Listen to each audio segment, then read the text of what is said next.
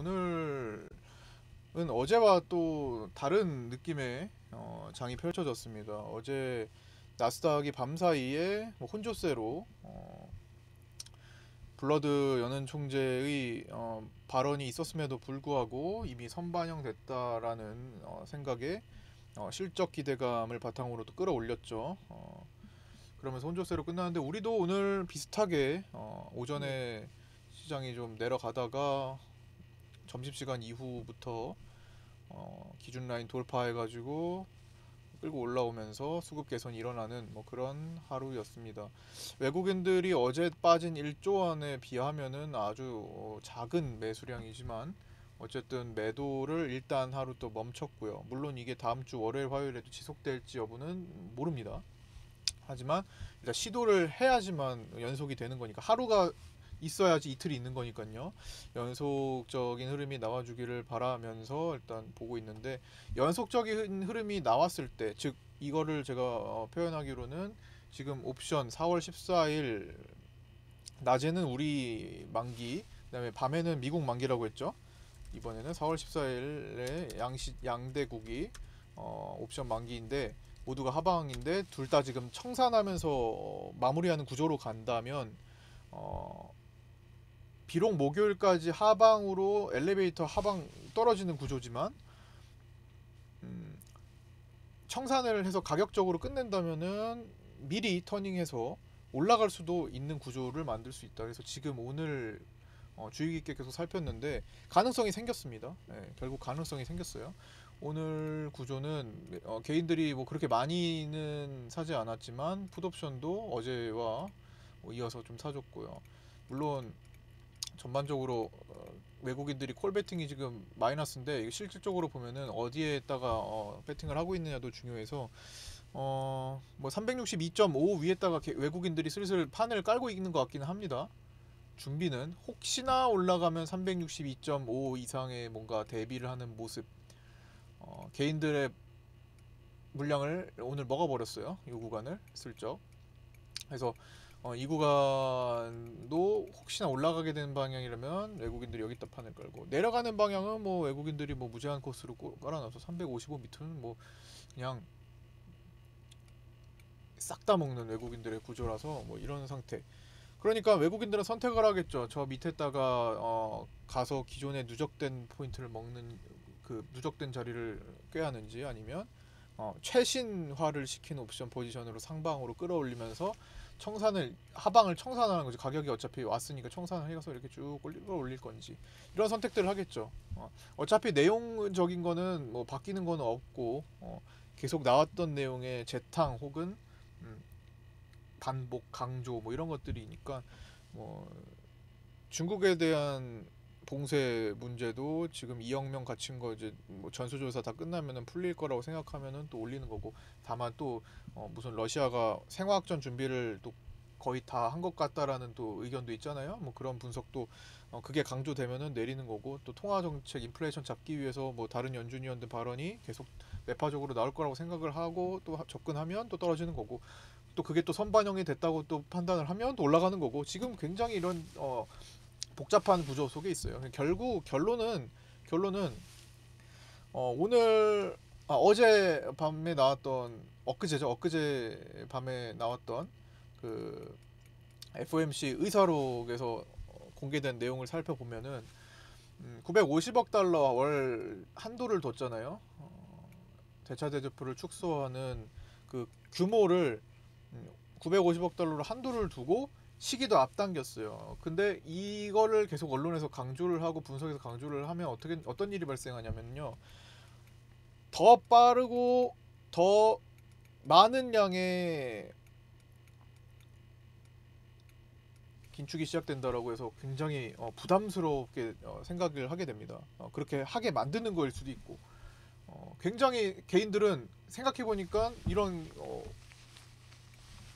상황에서 굉장히 두려운 거예요. 이제 처음에 아무것도 몰랐던 개인들도 자꾸만 뉴스 헤드라인을 접하다 보니까 야 이런 상황이면은 안 되겠네. 자꾸만 팔게 되는 심리를 갖게 되죠. 혹은 못 사게 되는 심리를 갖게 되죠. 최근 들어서 삼성전자에 대한 기사도 점점 많아지고 있고 과연 이게 삼성전자가 뭐 6만 원을 떨어질 수도 있겠다 뭐 이런 얘기도 있고, 혹은 뭐 10만 전자로 기다렸는데 가능할까 뭐 이런 얘기도 있고, 뭐 여러 가지 언론 기사화가 되는 그런 모습도 볼 수 있으면서, 동시에 삼성전자의 수많은 개인 주주들이 또 실적 좋게 나온 실적을 또 빌미로 또 버티게 만드는 여러 가지가 지금 복잡한 구조죠. 결국에는 삼성전자는 뭐 실적하고는 사실 주가가 무관한 흐름이고, 그냥 단순히 지수 움직임이 중요하고 또 파생 흐름이 절대적으로 중요한데, 제가 말씀드리고 싶은 것은 이 부분이 지금 노출된 내용은 개인들에게 강조하고 강요하는 그런 내용이라고 보시면 돼요. 실질적으로 지금 채권 시장이 박살났잖아요. 채권 시장이 미치는 영향력 중요하죠. 하지만 채권 시장은 앞서서 굉장히 앞서갑니다. 그러니까 지금 보기엔 한 2년 정도의 금리 인상을 반영해서 나타나는 움직임 같아요. 2, 3년 정도에 앞으로 맥스 이렇게 금리 인상을 할 거다라는 계획을 이미 벌써 채권 시장에서 빠르게 반영하는 거죠. 원래 이런 것들은 다 선반영이 돼 버리거든요. 그래서 그걸 먼저 추격을 하고 있는 입장이고, 또 이 대차 축소 관련된 거는 더 빠르고 더 많이 그동안에 2020년도에 코로나로 인해서 돈을 풀었던 거를 걷어들이는 거를 굉장히 빨리 하고 많이 한다라고 계속 그래서 부담을 주고 있는데, 그러면 이제 주식이 메리트가 떨어지게 되니까 뭐 그런 생각을 한단 말이에요. 근데 실제로 따지고 보면 푼 돈이 워낙 많다 보니까 이걸로 이렇게 기존에 2010 뭐 7년대 이후에 3년간 걷어들인 양보다 빠르다고 해서 시중의 유동성이 금방 거치는 게 아니거든요. 이거 실제로 다 하려면은, 원하는 목표치까지 인플레이션 잡으려고 하려면은, 저는 제가 볼 때 3년 이상은 기본으로 필요할 것 같아요. 3년이 뭐야? 4년 이상도 걸릴 수도 있어요. 5년도 걸릴 수도 있는 거고. 하여튼 3년 이상에서 3에서 5년 정도의 시간이 필요할 거거든요. 자, 여기에 어떤 변수가 생길까요? 시간 지금 단 한 달 앞도 예측하기 힘든 상황에서 지금 연준이 얘기한 이 계획들은 3년에서 5년 사이에 진행이 될 텐데, 그 사이에 무수히 많은 변수들이 존재합니다. 과거에도 항상 금리 인상을 계획대로 하다가 다 상황이 바뀌어가지고 다시 금리 인하로 바뀐 거 많이 보셨죠. 이번에도 마찬가지. 지금 전쟁 때문에 생기는 어떤 일시적인 현상일 수도 있는 그런 지점들에 대해서 충분히 중간에 개선이 될 수 있을 거라고 보고요. 너무 언론이 이렇게 되면 이론적으로 강조되는 내용들을 너무 심취해가지고 시장이 주어지는 또 기회들을 놓치게 되는 그 우를 범하지 않는 게 또 중요합니다. 즉 항상 역사적으로 개인들은 이 저점을 활용하지 못했어요.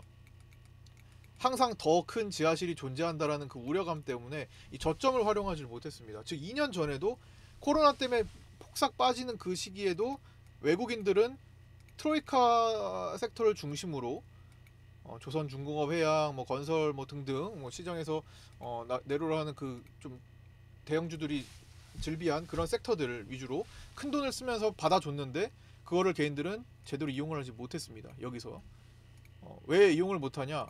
너무나 많은 공포감이 존재했기 때문이죠. 여기저기서 수많은 정보들에 의해서 이 구간은 계속 떨어진다라는 정보들에 의해서 쉽게 팔고 싶어 하고, 저점에서 팔고 싶어 하고 또 사질 못하게 만들었습니다. 그게 그리고 그들의 목적이기도 하고요. 그래서 개인들은 그렇게 묶어두고 마우스 클릭을 못하게 묶어두고 자기들은 큰 돈을 투입해가지고 이거를 부양을 시켜야 되는데, 코로나 때문에 부양을 못하니까 돈을 코로나를 명목으로 풀어버린 거라고요. 계속 엄청나게 많은 돈을 풀어버린 거지. 지금 그게 이제 문제가 돼서 그걸 걷어들인다고 하는 거고, 그 위에다가 또 개인들한테 꽂아놓은 거고, 이런 구조잖아요. 그러니까 지금도 뭐 이때만큼은 아니지만 어쨌든 오래간만에 긴 터널을 보고 있죠. 긴 하락장을 보고 있는데, 개인들이 그 구간을 이용하지 못하도록 자꾸만 만들고 있습니다. 이거는 한 10년 이상 아마 주식을 보신 분들은 항상 그래왔다라는 걸 익히 아실 거예요. 그냥 뉴스만 열어봐도, 포털 사이트만 열어봐도, 어떤 공부하려고 뭘 살펴봐도 항상 그 구간에서는 개인들이 그 활용하지 못하도록 만듭니다. 반면에 외국인들은 준비를 하고 있죠. 그 준비 때문에라도 지금 개인들이 더 접근을 못하게 만드는 거예요. 즉 외국인은 매도를 합니다. 항상. 이때도 외국인 매도를 빌미로 외국인들이 너무 많이 현물을 매도한다라는 걸 얘기를 들면서 접근을 못하게 만들었죠.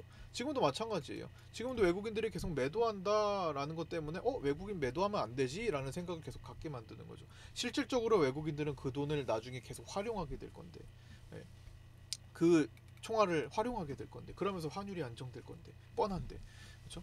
그런 상황. 그게 얼마나 더 깊을지, 얼마나 더 오래될지까지는 알 수 없지만 결국에는 그게 시간이 지나고 나서 보면은 그 구간을 내가 왜 활용하지 못했을까라는 또 생각을 또 남게 만들게 됩니다. 그러고서 또 개인들의 심리가 좋아지는 건 또 저 위에 가서 또 생겨난다고요. 늘상 반복되지만 그때 막상 처하면 개인들은 또 그걸 간과를 해요. 망각의 동물이잖아요. 그래서 또 잊어버리게 되고. 그래서 그거를 알면서도 못하기 때문에 자꾸만 계속 뭐 저라도 언급을 계속 드리면서 생각을 하게 만드는 거지. 어쩌면 나를 떼놓으려고 할 수 있는 거구나. 혹은 또 저점에서 팔고 똑같은 얘기죠. 고점에서 또 사게 만드려고 꼬시는구나. 이런 생각을 그래도 해야지만 실제로 그런 지점이 일어났을 때 조금이라도 더 나은 선택을 할 수 있겠죠. 물론 이전에 그걸 알고 또 선반영을 해서 선제적으로 막 대응을 했으면 좋았을 텐데 그러지 못했다면 그렇게 한다라는 거죠. 어쨌든 시장은 장기적으로 우상향을 만드는 구조인 것을 전제하에 국가가 성장하면 늘 이렇게 그 구간을 중심선으로 두고 성장을 한다. 요거를 일단 기본 전제하에 가는 거죠. 그래서 지금과 같이 앞서서 모든 악재들이 출현했고 그 악재를 몇 년치 앞서서 반영을 하는데 그 몇 년치 앞서서 반영한 것 때문에 계속 그 선반영이 된 내용을 숨기고 공포감을 심어주는 이런 순간들을 활용할 준비를 해야 되겠다라는 생각을 다시 한번 말씀드리면서 오늘 마칠까 합니다. 오늘 마지막 최종적으로 옵션 수급도 조금 청산하는 단계로 진행을 하고 있고 이게 다음 주 월화수 이어진다면 우려했던 4월 14일까지의 그 대하락 옵션이 너무나 하락이었기 때문에 역대급 하락이었죠. 최근 들어서 3월보다도 더 그랬기 때문에 그 우려했던 거는 오히려 반대로 내가 우려해서 팔았는데 왜 시장은 잘 가지? 약간 이런 느낌이 들게도 할 수도 있다라고 생각을 하고요. 그러면서 동시에 여러 가지 악재들이 막 풀리기 시작할 수도 있습니다. 물론 이건 한 가지의 한 가지의 그런 케이스인 거지. 무조건 이렇게 된다라고 말씀드리는 거 아니에요. 되고 있는 시도가 될 수 있다라는 걸 말씀드리는 거예요. 그리고 오늘 그 시도가 나왔다라는 겁니다. 시도가 나오지 않았다면 저는 그래도 지난주에 말씀드렸던 것처럼 다음 주에까지 진짜 크게 진짜 떨어지겠다, 조심해야 되겠다 우려를 더 말씀을 드렸겠죠. 하지만 시도가 되는 건 또 팩트니까 시도가 되는 걸 또 숨길 수는 없는 거잖아요. 그래서 개인들도 오늘 들어서 가만히 있어 보니까 내가 상방 베팅을 너무 심하게 했나, 품매도를 너무 많이 해놨으니까 너무 심하게 했나라는 생각이 들거나 혹은 그 자리를 또 외국인들이 내어주거나 해가지고 어떤 방식으로든 개인들이 슬쩍 하방 베팅을 어제 막판부터 시도하기 시작했다라는 거죠. 이런 것들을 다 확인을 하고 갈 필요가 있겠습니다. 그래서 빠질 만큼 또 빠지면 올라오는데 그 빠질 만큼이 어디까지냐에 대한 생각은 오늘부터 금요일 다음 주 목요일 만기 금요일까지 본다면 오늘부터 목요일 사이 언저리가 될 거예요. 그래서 그 언저리의 분위기를 파악해서 뭐 돈을 쓰거나 돈이 없으면 기다릴 수 있는 종목은 기다려 보거나 이렇게 기다려서 다시 어느 정도 흐름이 나오면 또 교체하고 막 이런 작업들을 부지런히 해야 될 시기라고 생각합니다. 뭐 짧게 하려다가 또 이런저런 또 생각나는 대로 또 얘기하다 보니까 길어졌는데 오늘 여기까지 마치도록 하고요. 최종 수급은 이렇게 580억으로 외국인들이 선물을 어제 조금 축소하고 끝났습니다. 오늘 어제 대비.